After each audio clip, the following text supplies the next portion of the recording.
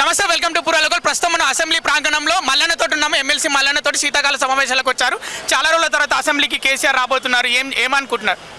అందరు వచ్చినట్టే ఆయన వస్తుండు. కొత్తగా ఏముంది, ఆయన సభ్యుడు కాబట్టి రావాల్సిందే. నేను ప్రత్యేకంగా ఏం చూస్తలేను. ఆయన రాకపోతే జీతం కట్ చేయాలని చెప్తున్నాను. మళ్ళీ రేవంత్ ప్రభుత్వమే వస్తుందని రేవంత్ చెప్తున్నారు. ఏం చెప్తారు? ఈ రేవంత్ ప్రభుత్వం లేదు, కేసీఆర్ ప్రభుత్వం లేదు, రాబోయేది బీసీల ప్రభుత్వమే 2028లో. అలాగే రేవంత్ పైన మీ అభిప్రాయం ఏంటి 2 సంవత్సరాల పాలనలో? తుంటెత్తేసి మొద్దెత్తుకున్నట్టు ఉంది అంతే. చాలా రోజుల తర్వాత అసెంబ్లీకి కేసీఆర్ రాబోతున్నారు. ఏమనుకుంటున్నారు? అందరు వచ్చినట్టే ఆయన వస్తుండు. కొత్తగా ఏముంది, ఆయన సభ్యుడు కాబట్టి రావాల్సిందే. నేను ప్రత్యేకంగా ఏం చూస్తలేను. ఆయన రాకపోతే జీతం కట్ చేయాలని చెప్తున్నాను. మళ్ళీ రేవంత్ ప్రభుత్వమే వస్తుందని రేవంత్ చెప్తున్నారు. ఏం చెప్తారు? ఈ రేవంత్ ప్రభుత్వం లేదు, కేసీఆర్ ప్రభుత్వం లేదు, రాబోయేది బీసీల ప్రభుత్వమే 2028లో. అలాగే రేవంత్ పైన మీ అభిప్రాయం ఏంటి 2 సంవత్సరాల పాలనలో?